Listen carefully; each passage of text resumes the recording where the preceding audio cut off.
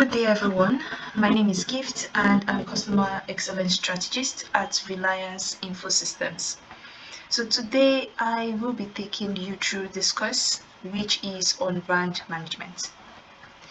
Now here's a quick overview of what we are going to be exploring today. So first we'll kick off with a deep dive into what a brand is. We're going to be looking at the importance and attributes of branding. Once we are done with that, we'll shift gears into brand management. We'll delve into strategic process and wrap up with strategic guidelines for brand management. So first, what is a brand? Now, a brand is more than just a logo. A brand is more than a slogan. A brand is more than a company's name or even the product or services that they render. Now, a brand is more of a result. A brand is a reputation. A brand is the total experience a customer has with a company, the company's product, or the company's services. So a brand refers to that gut feeling that you get when you interact with a company, when you interact with the product or the services that this company offers. So for example, I would like you to think of that excitement you got as a kid when you see the Disney logo pop up on the screen. The excitement you get because you're anticipating your favorite animation. Or I would like you to think of that feeling of luxury you get or that satisfaction you get when you just buy a new Apple product or you buy an electronic device that you've been looking to purchase in a while. So basically that feeling, that gut feeling you get as a result of interacting with a company, interacting with the products or services that they render is referred to as a brand. So now we'll briefly watch a quick video providing an overview of what branding is all about. The term branding, people use it interchangeably with logo design, identity design, or even sometimes typography. And maybe we need to set the record straight. I know you're the best person to tell us. What is branding, Marty? Yeah, so let's start with what branding isn't. Okay. It's because it's not a lot of things people say it is. It's not a logo. Okay. A logo is a very useful tool for a business, but it's not the brand. It's a symbol for the brand. A brand is not a product. So when people talk about this brand, buying this brand or that brand, they're really talking about buying one product or another product. The brand is not that. People say the brand is a promise the company makes to customers, and there's some truth in that. Yep. I mean, it does end up acting as a promise, but that's not what it is either. Advertising people like to say, well, it's the sum of all the impressions that a company makes on an audience. Yeah. Well, if you're trying to sell a lot of impressions, I can see where that might be useful to you. But from a business's point of view, why do they want that? Right. So, and how does that help Self-serving definition creative there. people understand what they're doing? Right. So none of those things are really what branding is. A brand is a result. It's a customer's gut feeling about a product, a service, or a company. It ends up in their heads, in their hearts. They take whatever raw materials you throw at them and they make something out of it. But they're making it, they're creating it. And so in a sense, when you create a brand, you're not creating one brand, you're creating millions of brands, like however many customers or people in your audience. Oh. Each one has a different brand of you. So a brand is like a reputation, right? So it's your business reputation, and everyone's going to be a little bit different about what that reputation is. And that's okay, as long as you've got it corralled mostly where you want it and that it's beneficial to the company. So we tend to look at companies and designers tend to look at branding as, from our point of view, like this is something we're doing. We're telling a story. We're making a claim. We're making a pitch. And that's what we do, but that's not what a brand is. A brand is the result of that. And if you don't start there, you don't know what you're doing. You actually don't know what you think you know what you're doing, but you don't.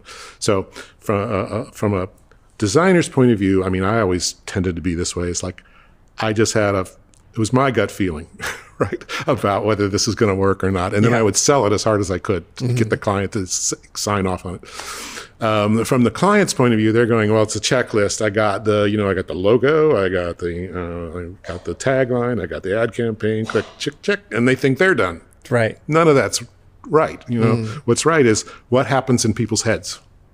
Like, what have we achieved? Like, what's the reputation that we've created through the products we're putting out, like, and the design of the products, the messaging we're putting out, the look and feel of them, our culture, you know, how does that affect people? How our employees behave, you know, how is that affecting our reputation? All that stuff counts. So it's a big world, and it actually takes in almost all of business.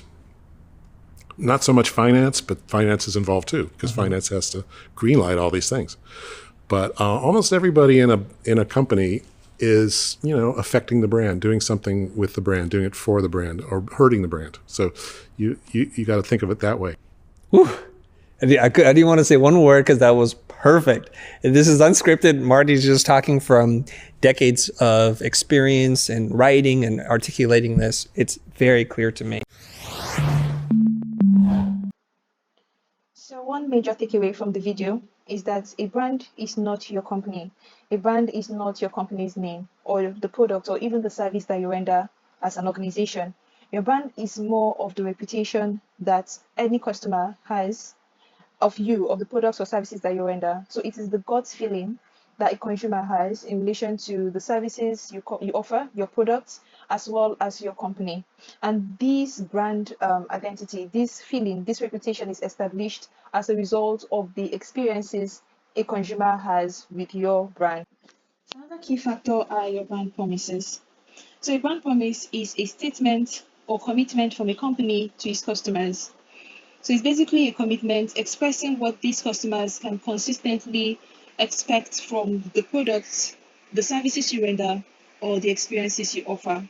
So brand promises are a way of building trust with your customers. They enable you to properly differentiate your brand from your competitors and ensure that you create that emotional connection with your customers that helps you drive loyalty and improve on your customer retention rate. For instance, Coca-Cola is not just selling soda. Coca-Cola offers a promise of optimism. So they are selling optimism, happiness, as well as togetherness, which is portrayed across their marketing campaigns. That's why you come across TV ads that showcases a family or a group of people sitting at a table sharing a happy meal while sipping on their Coca-Cola drinks. Also, Nike is not just selling footwear. They offer a promise to bring inspiration and innovation to every athlete around the world. So the same fact goes for Apple as well, which focuses on creativity, innovation, and basically challenging the status quo. So basically, Apple promises an out-of-box experience to their consumers. They have built this on the fact that they are open and progressive-minded. So they ensure and they promise the fact that they are going to bring a new approach, a creative approach, an innovative approach to the products and services they render to their customers. So we're just going to watch a brief video on brand promises before we proceed. Hey there, fellow marketers. Professor Walters here, and today we're going to talk about the brand promise. Now, we've already talked about the brand vision, the overall kind of strategy we have for our brands, but now we're looking at the little tactical things we have to do, those promises we have to deliver, the tangible evidence of what our brand really is. If you think about it, a brand in itself is just a set of promises. You know, what's the promise when you buy a Coca-Cola? You know you get the promise it's going to be in that curvy bottle, right? And you know that it's going to be cold when you get it. You know it's going to have that burn in the back of your throat, that certain flavor you're going to have. And it doesn't matter if you're here in Aruba or if you're in Istanbul, if you're in China or if you're in the US, it delivers on those promises again and again and again. And so when you think about it, that brand promise is kind of conveyed by what they taste, what they smell, what they touch, what they experience with your brand, okay? And the thing is, we do this in order to humanize our brand, because think about it, what brands do I talk about a lot in these videos? I talk about Delta Airlines, I talk about Culver's, I talk about Coke. Why is that? Because I feel like they're kind of my friends. Because think about it, your friends have delivered on a promise consistently over time. You have those friends that are always good for a good time, right? You're like, if I want a good time, I gotta call up my buddy Mike. If I wanna have a travel adventure, I call up my buddy Jeff for that. Because they delivered on Jeff with good trips and Mike with good times. Well, the brands, Culver's, they deliver that promise of a good tasty meal and a good tasty burger with friendliness and stuff like that. And over time, you start to trust them and build better relationships. Because the basis of our brand is that core promise. What are we really delivering to our clients? And the thing is, that is kind of the essential component that we build around our brand. So with Coke, it's all about refreshment. Okay, so if our brand is about refreshment, what are all the parts that go around with that? Well, it depends who we're refreshing. For me, the Coke drinker, it is, it's going to be cold, so our distribution's got to be good, right? We got to make sure we're putting those vending machines out there. We're putting those refrigerators into the grocery stores. We have that. But if we're also someone that's investing in them, that might mean a good stock price or a dividend or something like that. We're really delivering on that core promise of refreshment. Because you think about it, a brand promise might be about delivering certain kind of results. IBM forever. There was a saying, you didn't get fired for buying IBM because IBM was the best. So hey, we know we have a promise of getting a certain level of results. Kind of like if you think about experiences, a certain kind of experience. Disney World, you know the kind of experience you're going to get when you go there. Yes, it's going to be pricey, but it's going to be family friendly. You're going to make memories. You're going to see characters you've seen before. You're going to have that, oh, I see Mickey moment. You have those things there. And that's really what you want to think about is what are those promises we need to deliver to really reinforce what our brand is and to humanize our brand in the eyes of our consumers so they can identify with it and build relationships with it and things like that. And the thing is when you're looking at your brand promise, it just really helps you put crystal clear what your brand stands for. You really lay it out there. Hey, if we are a family-friendly place, what are those tangible promises we're going to deliver? Clean bathrooms, clean restaurant, friendly people. The music's always going to be, PG or G rated, these kind of things, all right?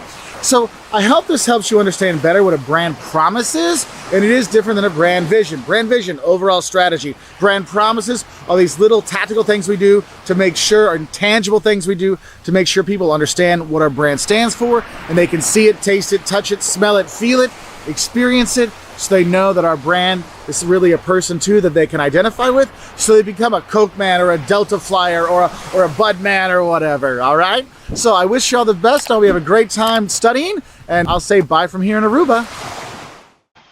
So why do brands matter? Why do brands matter to organizations? Why must an organization undergo the process of branding? Now that is because first, brands are growth drivers for any organization providing a product or service to consumers. So brands serve as that powerful catalyst for growth. A strong brand can easily attract new customers to you. A strong brand can help you retain your existing customers and ultimately boost your sales as well as your market share. So I would like you to think of strong brands we have out there like Microsoft, brands like AWS, brands like Apple. You would agree with me that a lot of individuals patronize these brands without prior engagement, and that's because the fact that these companies have built a strong brand enables these new customers to have that level of faith in the products and services that they offer. Next, brands provide an unspoken promise of value irrespective of hindrances. So great brands go beyond just selling a product. Great brands represent a certain quality, an experience, a feeling, an unspoken promise that assures customers, that assures new leads that they are getting value, even if competitors are also offering the exact products or services that your company offers at cheaper rates. So a brand is basically that factor that showcases the value that you have to offer to your customers within your industry. Furthermore, brands serve as a differentiating factor, enabling your business to stand out in the market. Now, with the new evolution in technology, it's just a matter of time before your competitors can come up with the products or services you already deliver that you believe is unique to your business. So at this point, due to the rapid evolution of technology and the numerous possibilities available to other organizations, your competitors within the same industry, brands have emerged as the differentiating factor for organizations. So it's only your brand that cannot be imitated by your competitors. Brands also project and effectively communicate your unique value proposition. So for instance, let's say you have a UVP that focuses mostly on customers, around how you engage them, how you cater to their requests, how you ensure that you offer that level of satisfaction at every touch point. That could be your unique value proposition, and it can easily be associated with your brand. Also, brands can enable you to easily connect to products or services that you offer on an emotional level.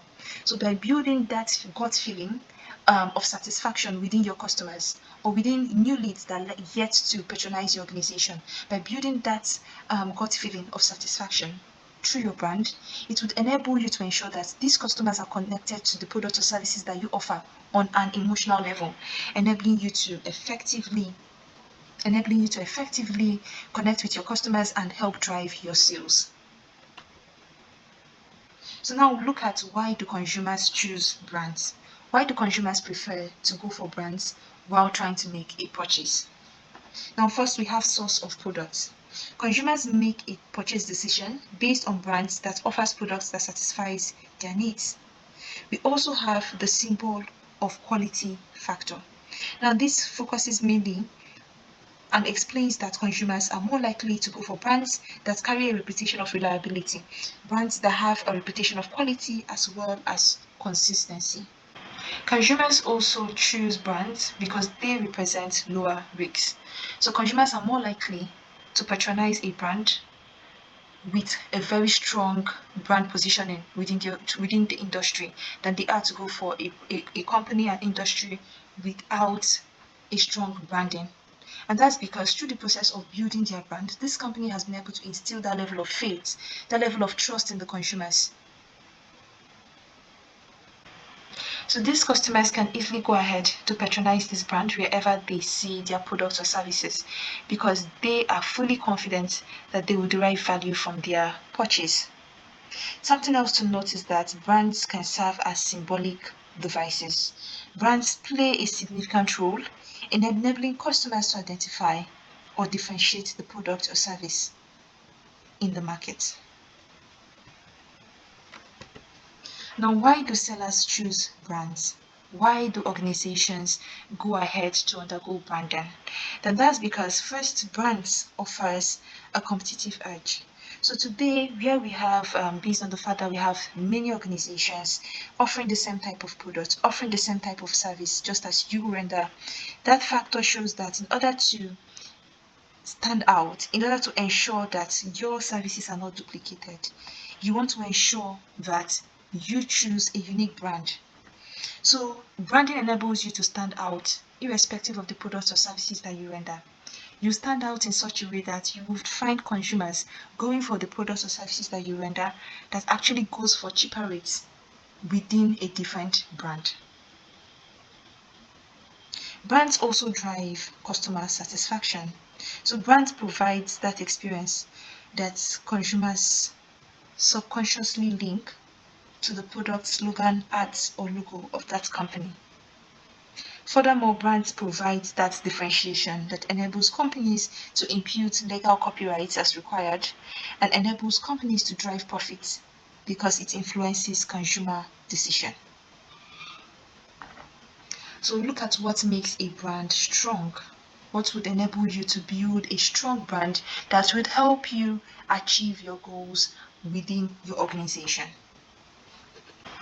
So first, for a brand to be considered as strong, that brand must be a driver of shareholder value as well as an asset for financial loans. Also, a brand that has strong value connotes consumer loyalty. So a strong brand definitely has higher consumer loyalty because it has been able to instill that level of trust and confidence in customers. So you notice that even people that are yet to patronize the brand feel comfortable, they have that trust that they are willing to patronize this brand and use their products and services. So a strong brand definitely connotes higher consumer loyalty within the market. Also, a strong brand must be properly positioned in a unique niche. A strong brand should be able to differentiate itself from competitors. Now, regardless of the fact that it offers this very similar products and services as its competition, it must be able to differentiate itself from its competitors. Also, a strong brand should be able to encourage consumers to pay a premium instead of regular for competing products or services.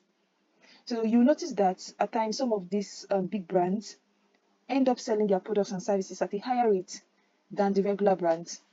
And that's because they've been able to build their brand, They've been able to instill that confidence, that trust in their products and services, that consumers believe that they are getting quality, and these consumers are ready to pay any amount of money for that quality. So a strong brand should be able to encourage customers to pay a premium instead of regular for competing products and services. Furthermore, a strong brand uses a broad range of marketing qualities to drive consumer loyalty. A strong brand offers a range of unique value propositions to gain and retain the trust and loyalty of customers within the market. And lastly, a strong brand has the right blend of product quality, design, features, cost, and pricing that retains the loyalty of consumers. So we'll move on to the next segment, which is on brand management. So before we proceed, we'll just watch this video that gives and provides a good explanation of all that brand management is all about. So how can you be more proactive and reactive in brand management? Find out inside the video. Hey guys, it's Gia from Brand24, and I guess it's kind of been a minute, right? Well, I really hope that everybody is healthy and safe and just in a good place right now, wherever you are. So yes, life has been pretty insane, but it is time to get back to it. And we are going to start with brand management. So this is a process that begins by examining how a brand is perceived by the public. And then it takes all of this insights, that intelligence, and uses this to build a good brand reputation within the target market. And it's actually really important to your sales too, because when a brand is very well managed, the brand equity increases, which means that your brand loyalty also increases. And a strong brand can even carry your product. So for example, take the famous Pepsi challenge. Now over the last decade, Coca-Cola's market share has risen from 17.3% to 17.8%, while Pepsi's market share has dropped from 10.3% to 8.4%. However, in a series of blind taste tests conducted by Pepsi, the results suggested that consumers actually prefer the taste of Pepsi, even though most of them were still buying Coke. So this is why brand management is so important, because having a strong brand is something that can definitely influence purchasing decisions and increase your sales in the long run. So how do you do brand management, or what is a good brand management strategy? So, I don't want to get too far off track, but I do have a story. So I recently went on this podcast hosted by a couple of guys who work in tech and e-commerce. That's Jonathan Dillon from Welcome to Growth. And we were talking about, of all things, brand management. So of course the question, so Gia, how do you approach brand management comes up. Now, I had this totally smart explanation in here, but for the life of me, I could barely get anything coherent to just come out here, and it was pure audio stage fright. These guys are really nice. I think I've just forgotten how to interact with people on any level after these past few months. Yeah. Sorry guys. So I'm going to take this chance to try to redeem myself by examining what a brand management strategy looks like here. So because you want to start by examining public perception of your brand, this makes awareness a key part of brand management, not to be confused with brand awareness, which is generally about how well people can recognize and recall your brand. Here, I mean your awareness about how the public sees your brand. And this all starts with collecting data. So for brand management, this means that you want to collect all kinds of feedback and opinions that people are expressing about your brand. And again, unlike brand awareness, which is focused on the number of those opinions, brand management looks at context, because this is exactly what shows you how a brand is perceived. Now, looking at context is something you should be doing anyway, because it answers a ton of questions. Like, it shows you where your brand is doing a really good job at eliciting positive feelings and positive sentiment from the public, and it shows you where it might be just kind of rubbing people the wrong way and causing them to develop some negative sentiment toward it. So that's why this part of brand management, just gathering all the data and then looking at the context around it, is really essential to your strategy. Without all these insights, it's hard to know where you need to make improvements. So now, considering the fact that you can't really control how people will ultimately react to your brand, you can only do your best to plan out and implement a good branding strategy. This makes monitoring various sources of media the most proactive action that you can take in terms of brand management, because it shows you how people are responding to those strategies, which lets you stay ahead of any potential issues before they can damage your reputation. We actually have a free class on media monitoring for reputation management that goes a little more into detail on that topic, and I'm going to put a link to that in the video description section below. So that generally sums up the first part of brand management, just getting the lay of the land. And because the landscape is something that can just like change and shift depending on factors like the content you put out, your advertising or any changes to your product, and this all makes the data something that you want to monitor on a regular basis. So now let's say that you've done some analysis and you find that there's a really big gap between the way that you want people to see your brand versus how they actually perceive it. And then it's the brand manager's job to react and try to fix that. So that is the reactive part of brand management. And every solution is going to be, it's going to be a little bit different because every problem and every brand is different. It really depends on the data. Like, if the feedback shows that there's an aspect of your branding that really doesn't resonate well with your audience, then you might need to just rethink your entire branding strategy altogether. Or if the feedback reveals that certain aspects of your product is not meeting customer expectations, then you'd want to talk to your product or service team to see how you could improve the user experience. And the data could also point to a number of other things too, like controversial influencers that you're working with, or PR issues related to politics, health, or religion. The actions that your brand manager takes to try to steer the brand back on track, it depends entirely on the data. All right, so I think that is all I have for today. So it feels like a lot, but I probably forgot something, probably. But that is what next week is for. All right, thank you guys. It's really good to be back, and I will see you later. Bye. All right, so if you have any questions or comments, just let me know in the comment section below. And if you feel like you learned anything helpful in this video, feel free to like, share, and subscribe to our channel. All right, that's it for today, guys. Thank you so much for watching all the way to the end. Right? All right, so I'll see you next time. Thanks again. Bye. All right, so what is brand management? Brand management is the operative maintenance and use of a brand. Brand management involves the day-to-day activities that uphold a brand's identity. So all activities across marketing advertising, activities that are used to build and retain the brand's identity. Brand management also focuses on goals that are defined in the brand strategy, goals that must be achieved for the benefit of the company's success. So brand management does not only focus on building or retaining the brand identity. It also looks at ensuring that the brand identity aligns with the goals of the company. The brand identity empowers the company to achieve success and achieve its long-term goals within the market. Also, brand management influences a range of business areas. Brand management influences the product design. Brand management influences the internal and external brand communication. It influences employee conduct, pricing, and so much more. So, for instance, if a brand provides excellent customer service, a brand provides timely feedback, and ensures that high level of consumer satisfaction, you'll notice that employees within that organization are trained to ensure that they offer the right level of customer service. Employees within that organization are trained to uphold professionalism and ensure that they go above and beyond to ensure consumer satisfaction. The same applies to a brand trying to set itself apart as an innovator within the market. You'll notice that that decision impacts the brand's product design.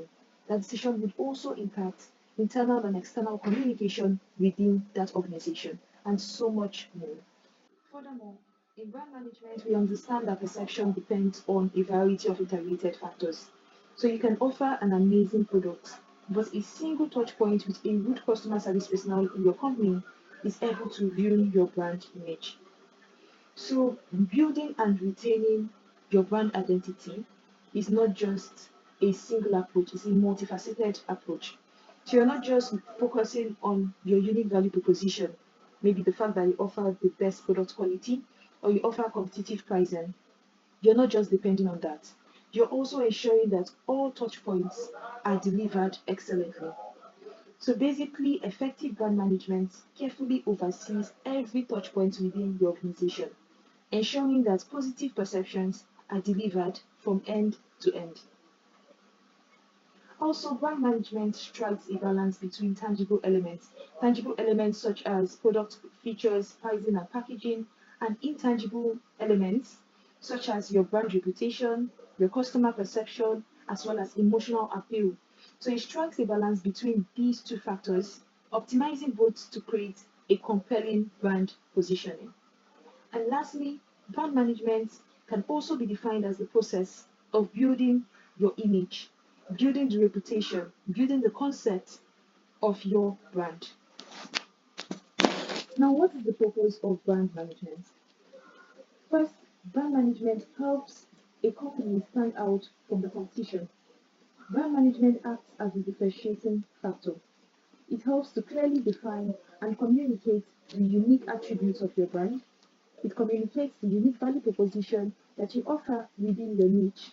And it also ensures that you are positioned to stand out from the rest of the competition within the market.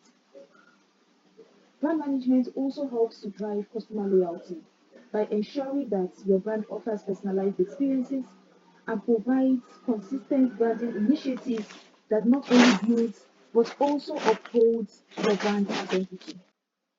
Now, brand management also drives sustainability.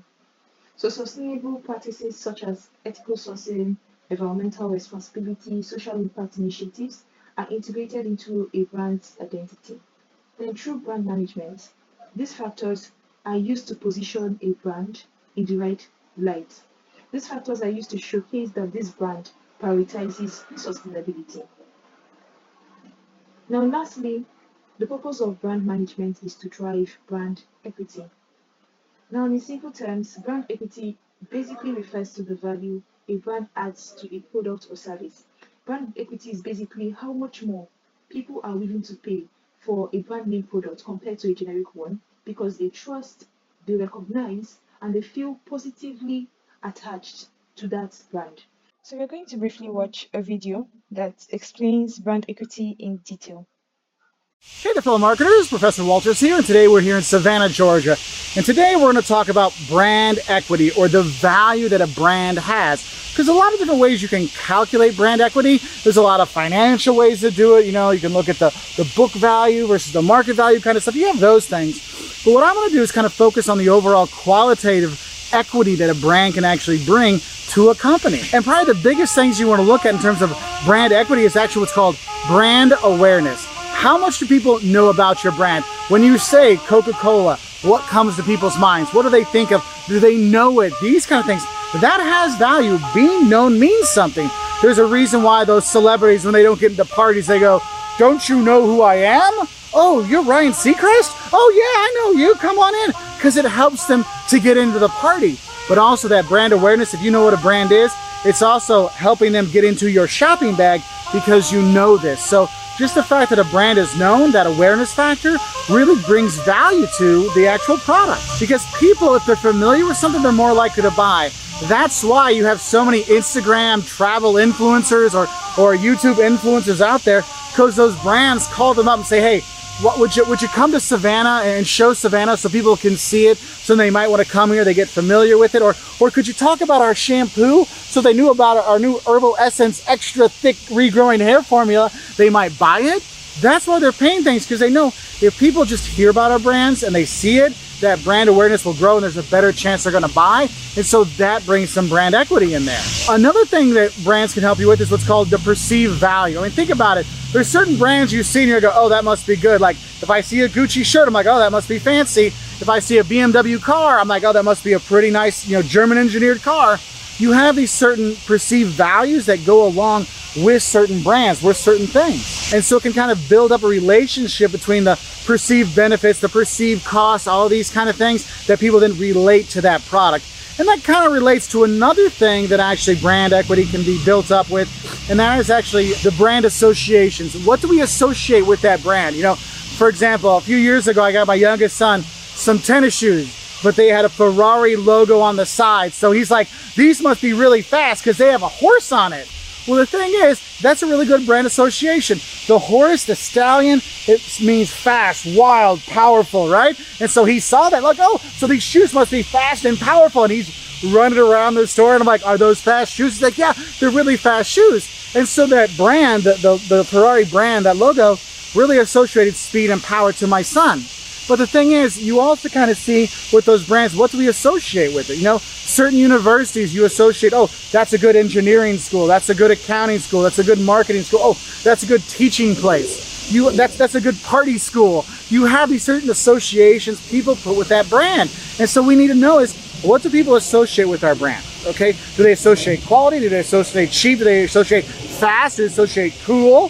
What is that? So that can add value as well to our company. Another factor of brand equity is what we call brand loyalty. Like the fact that people become loyal to our brands, that means even if our products are more expensive than the competitors, they're more likely to buy from us. So if you like Delta and you fly with Delta and you're willing to spend $200 more to fly with Delta than United, well, there's value right there. That loyalty to get those points, to get that upgrade, to get whatever, that got me to spend more money for it. And right there, that's a lot of brand equity too, because you think about, what does this do? And that's why companies will spend so much money to build relationships with clients, because they know it's a lot cheaper to actually keep a client, have them buy with you more often than to go out and find a new client. So man, that brand loyalty brings a lot of value into the company. And then of course you have the financial side of it, which I kind of alluded to with how much more they're willing to pay than the competition prices. But you know, also you look at it in terms of the book value of a publicly traded company versus the market value of it. A lot of people say, is that difference there?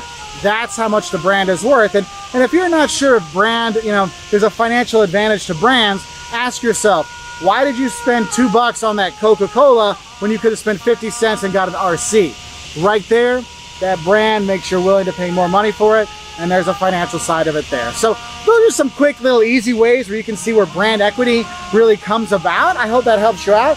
If you want to learn more about branding and brands and marketing, hit that subscribe button. We put out marketing videos every week.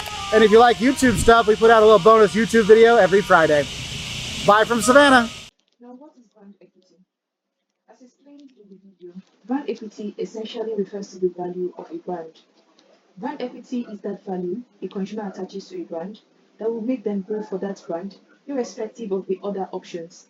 So irrespective of factors such as pricing, brand equity is that value that would ensure that consumers go for branded products over and ensure that they favor those branded products over generic ones. So brand equity reflects the cumulative impact of branding efforts on consumer behavior and business performance. Brand equity is the value that is built over time through consistent branding efforts, ensuring positive consumer experiences over time, delivering effective marketing strategies, and ensuring that you are upholding and building the reputation of that brand. So for example, with PiggyVest, when PiggyVest initially began, people were skeptical, irrespective of the fact that the brand was offering amazing interest rates, savings, and investment options. But you see that gradually over the years, this company has been able to gain the loyalty of customers by simply building their reputation on security. So they've built a reputation on security, they've built a reputation on delivering excellent customer service, and also offering ease of use. So through their marketing efforts over the years, and by delivering these amazing customer experiences along with their unique value propositions in terms of the interest rate, they've been able to build their brand equity. And essentially, they've been able to build a strong brand. Now, move on to the third item on our agenda for today, which is around the strategic guidelines. So first, we'll explore the brand management process in detail before we proceed fully to those strategic brand management guidelines to help organizations achieve success. So by brand management process, we're going to be looking at key steps to help an organization establish its brand identity and ensures that it retains and maintains that brand identity. So yes, step one is to identify and establish brand position. So at this step, you need to understand where your brand stands and how you want your brand to be perceived by your consumers. So here you're going to do the heavy lifting.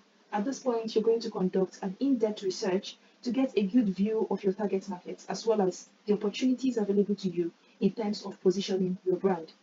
So some of the research you can conduct at this phase would include, first, a market research to understand your consumer preferences, to understand consumer behavior, market trends within specific target segments.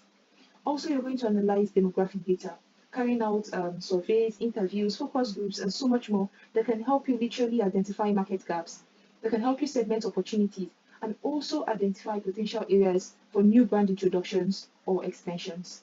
So you conduct analysis that will enable you to uncover an opportunity to establish a unique value proposition that will set your brand apart for what you have from what you already have in the market.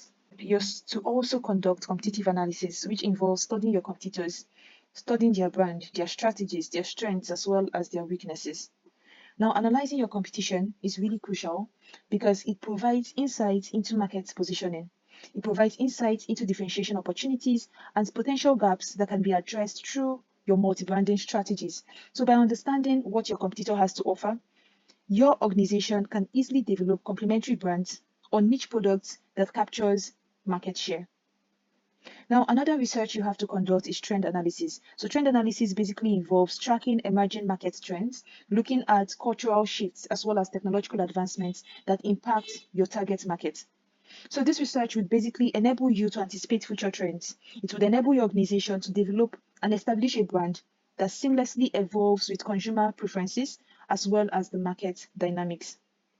So once you're done with your research and you've pulled up the insights you need to proceed, you can then decide to define your brand. So you look into defining your unique value propositions, your values, your tone of voice, your style as a brand, while ensuring that these details resonate with your target audience. So after that, you move on to step 2, where you plan and then implement the right brand marketing programs. So this step involves planning and implementing your brand elements or identity. So at this step, at this stage, you are coming up with your name, your brand name, your character, your slogan, and you're implementing them. You're coming up with strategies that align with the insights you already derived from step 1. So strategies that would help you to really take over that niche you've identified within the market space. Strategies across pricing, products, go-to-market strategies, channel strategies that will ensure that you achieve your goals around branding. So you're coming up with these strategies, you're coming up with these elements, and then you are implementing them. So once you're done with that, we then move on to step 3, where you are measuring and interpreting your brand performance. So you have done your research, you have implemented the right programs to help you achieve your goal around, or rather your goals around branding. Once you're done with that, you now want to start measuring and interpreting your brand performance. So at this point, you are tracking progress and you're measuring the impact of your brand marketing programs. So you're conducting sentiment analysis across social media. You're keeping track of your brand equity. You're looking at your brand value as well as your market share. You're also tracking your customer retention rates. You're looking at your revenue growth, your profitability, to ensure that your brand marketing programs are actually effective. Now, in an instance where they are not, you then have to go back to step 2 to redefine your brand marketing programs and ensure that they align with enabling you to achieve your goals. So once you've been able to establish that, we then move on to step 4, where you're all about growing and sustaining your brand equity. So after you've been able to establish your brand, you've been able to create a brand identity and carve out a niche for your organization and the products and services you render within your market. At this point, you now want to implement the right strategies to grow and sustain your brand equity. So you want to implement the right strategies and carry out the right activities to ensure that you keep growing and improving on your brand equity. So at this point, we'll look at strategic guidelines to empower organizations when it comes to building your brand as well as managing your brand. The first guideline we have on the list is to establish and maintain the brand. Now, this involves creating a clear identity for your brand and ensuring consistency. So you want to be consistent with building and sustaining your brand identity. Also, you want to regularly monitor and adjust your brand strategy to ensure that it retains that relevance and always resonates with your target audience. So another tip is to maintain consistency between your brand strategy and your business goals. So you want to consistently reassess your brand strategy and ensure that at every point in time, your brand strategy aligns with the overarching goals and objectives of your business. So your brand should not operate in isolation. Your brand must serve as a driving force behind your business initiatives. So this alignment ensures that every branding decision contributes to the achievement of your business goals. Another key tip is to select proper license partners. So you want to go for partners whose values aligns with those of your brand. You want to go for partners that will enable you to uncover even more opportunities and also further drive and improve on your brand equity as well as your brand identity within the market. Then you want to maximize the strategic advantage of your brand.